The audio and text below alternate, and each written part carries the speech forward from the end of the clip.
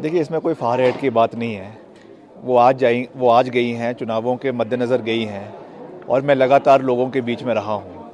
चुनावों के समय में ही लोगों के बीच में जाना जो है वो सेवा नहीं होती है। जो जितना मंडी का एरिया है, कुल्लू का एरिया है, I have been with the people through their thick and thin. उनके अच्छे समय में, उनके बुरे समय में मैं उनके साथ खड़ा रहा हूँ। अभी मुझे 2 दिन पहले ही पार्टी ने प्रत्याशी के रूप में मेरा नाम घोषित किया है। उसके लिए मैं पार्टी का धन्यवाद करता हूँ। मैं हर चैलेंज को एक्सेप्ट भी करता हूँ और लड़ाई भी लड़ता हूँ और पूरे मजबूती से लड़ता हूँ और हम पार्टी के साथ मिलकर इस लड़ाई को लड़ेंगे।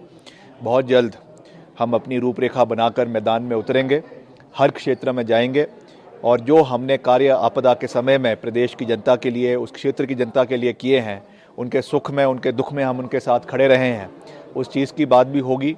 जो हम केंद्र से दलगत राजनीति से ऊपर उठकर जो मैं सहयोग लेकर आया हूँ, अपने विभाग में ही मैंने करीबन 3,000 करोड़ के विकास कार्य पिछले 1 साल के अंदर करवाए हैं। आंकड़ों के साथ मैं इस बात को लोगों के बीच में रखूँगा और ख़ास करके जो आपदा के समय में हमने रिकॉर्ड समय में ब्रिजेस का निर्माण करवाया, सड़कों का निर्माण करवाया, इन सब चीज़ों को लोगों के बीच में रखेंगे।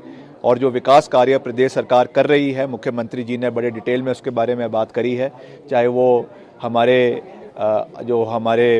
बच्चे हैं बिना माँ बाप के, उनको वार्डन ऑफ द स्टेट के नाम से उनको घोषित करने की बात करी है। वैसे ही कर्मचारियों के लिए जो ओल्ड पेंशन स्कीम, हिमाचल पहला राज्य है जहां पर इसको लागू किया गया है और इसमें जो 9,000 करोड़ रुपए अभी केंद्र से आने बाकी है, उस पैसे को लाने की बात भाजपा करे, कंगना जी करे और लोग करें कि हिमाचल को वो हक मिलना चाहिए। और चाहे वो दूध के खरीद की बात है जिसमें न्यूनतम मूल्य तय किया गया है, ये भी एक बहुत बड़ा कदम है। इस तरीके के बहुत से कार्य प्रदेश सरकार ने किए हैं। In spite of all the financial shortcomings, हमने हर चीज़ पे इन चीज़ों को पूरा किया है और इन चीज़ों को लोगों के बीच में रखा जाएगा और हम पूरी मजबूती से चुनाव को लड़ेंगे भी और मंडी संसदीय क्षेत्र की सीट को जीतेंगे भी। जिस तरह से मुख्यमंत्री ने बीजेपी से भी अपील की है कि भाषा पे संयम रखें, आपके और कंगना के बीच पिछले लंबे समय से एक तरह से वॉक युद्ध चल रहा है, क्या फोकस रहने वाला है? नहीं, देखिए, मैंने कहा है कि जो इलेक्शंस लड़े जाएंगे वो मुद्दों के ऊपर लड़े जाएंगे, तथ्यों के ऊपर लड़े जाएंगे, ग्राउंड रियलिटी पे लड़े जाएंगे और ग्राउंड ज़ीरो पर सबसे मुश्किल घड़ी में कौन लोगों के बीच खड़े थे, ये सवाल जो है वो मैडम से पूछे जाएंगे।